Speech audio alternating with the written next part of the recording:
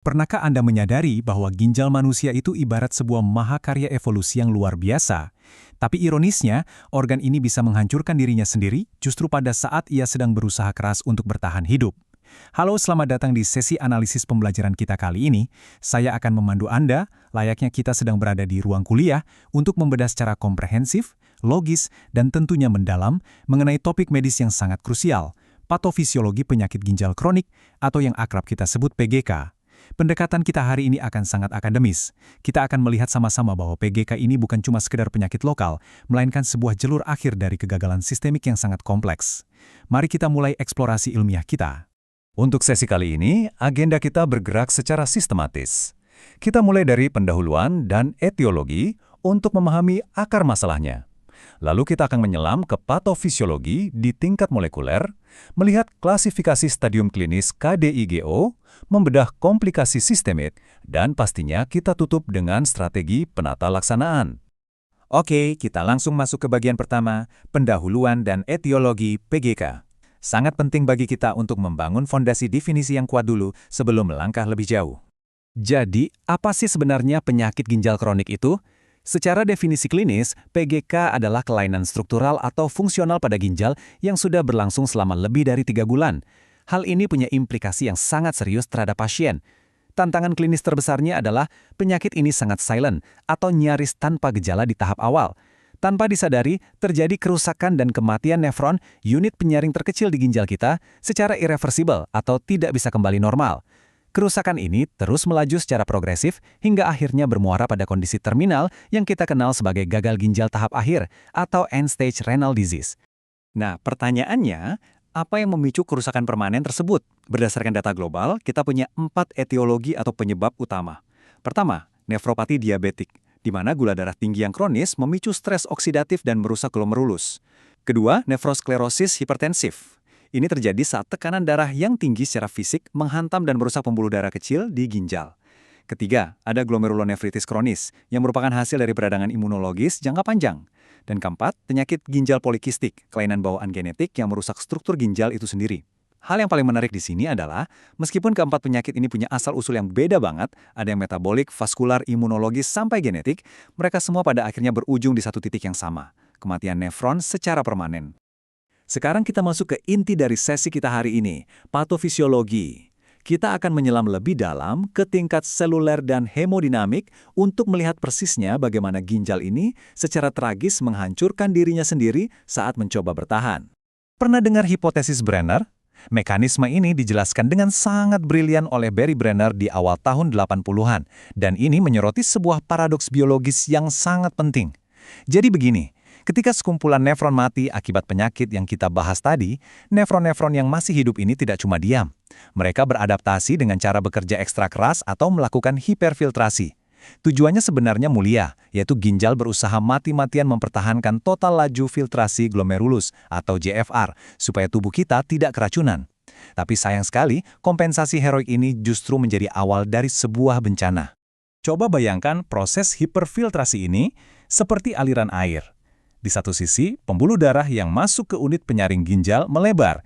Ini namanya vasodilatasi aferen, sehingga darah yang masuk jadi lebih banyak. Tapi di sisi lain, pembuluh darah yang keluar justru menyempit, atau vasokonstriksi eferen. Ibaratnya, Anda membuka keran air lebar-lebar, tapi Anda mencekik ujung selangnya. Apa akibatnya?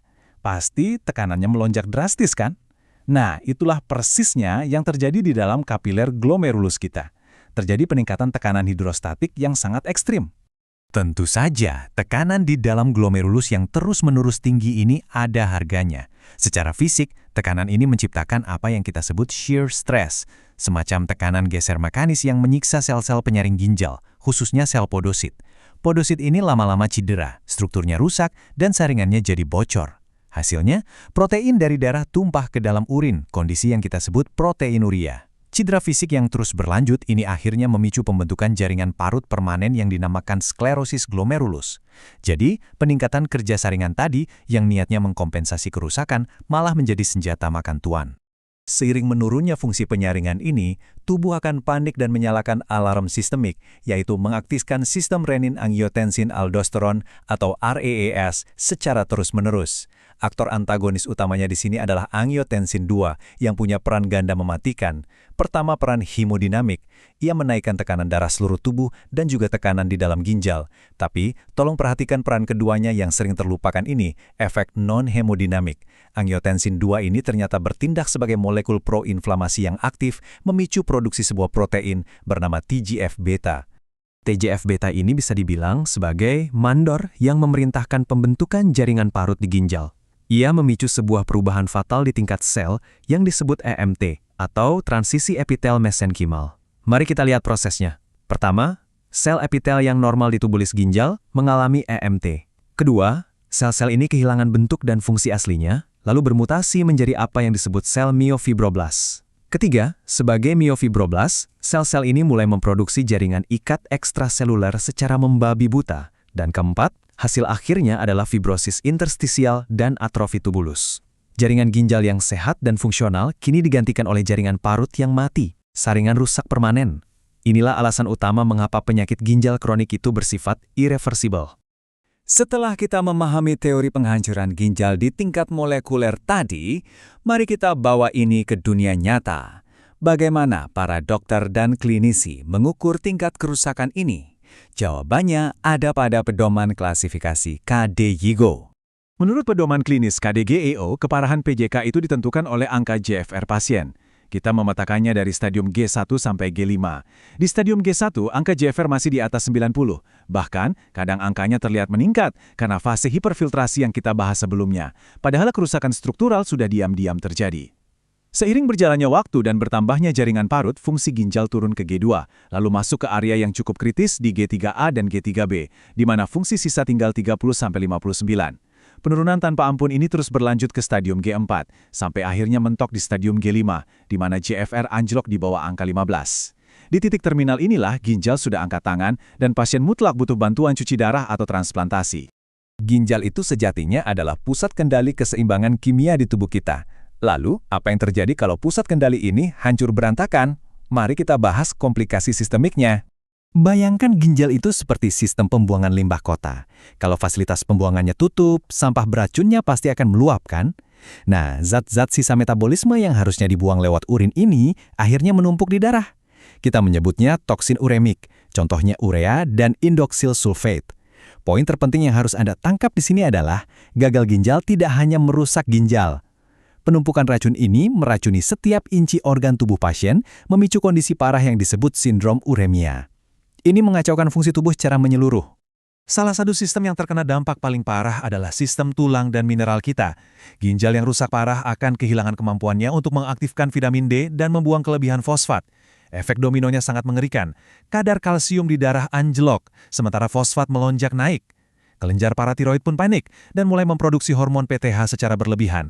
Hormon PTH ini lalu bekerja seperti perampok. Ia membongkar paksa kalsium dari dalam tulang pasien, membuat tulang menjadi sangat rapuh atau osteodistrofi ginjal.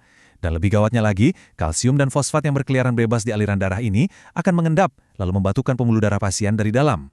Coba perhatikan angka ini, 90%. Angka ini mewakili porsi produksi hormon eritropoetin atau EPO di ginjal manusia. EPO ini fungsinya memberi sinyal pada sumsum tulang untuk memproduksi sel darah merah.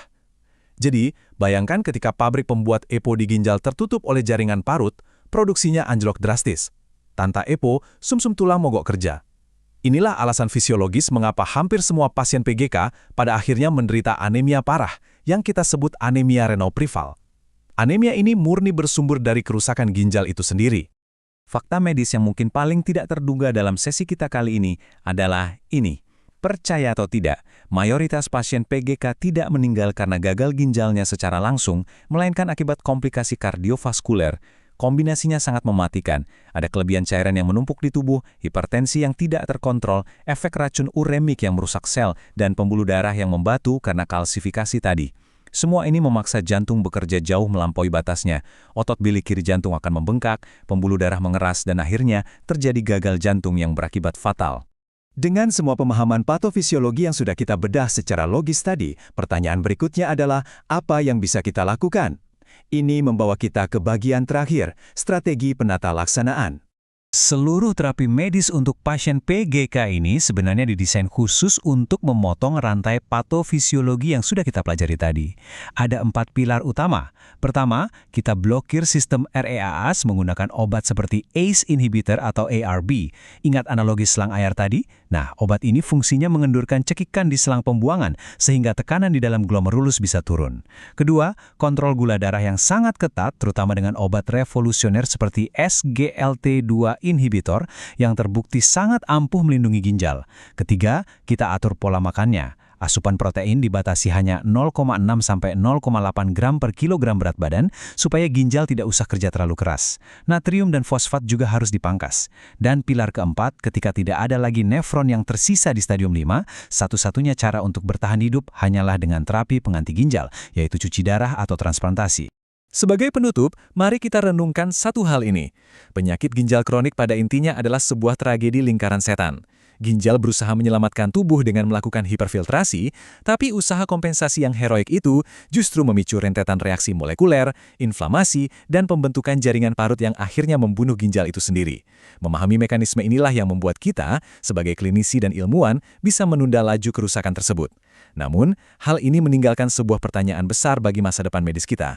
Akankah suatu hari nanti, dengan kemajuan rekayasa genetika dan terapi stem cell, kita bisa membalikkan proses pembentukan jaringan parut ini dan membuat ginjal manusia mampu meregenerasi nefronnya kembali?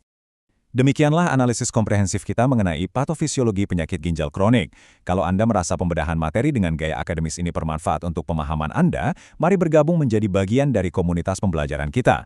Pastikan Anda menekan tombol subscribe di channel Ruang Dosen ini, dan jangan lupa aktifkan loncengnya agar Anda tidak ketinggalan saat ada analisis pembelajaran terbaru. Silahkan klik like dan share materi ini kepada rekan-rekan sejawat atau mahasiswa lainnya, supaya ilmu pengetahuan kedokteran ini bisa tersebar lebih luas lagi. Terima kasih banyak atas dedikasi dan waktu Anda untuk belajar hari ini. Sampai jumpa di ruang perkuliahan kita selanjutnya.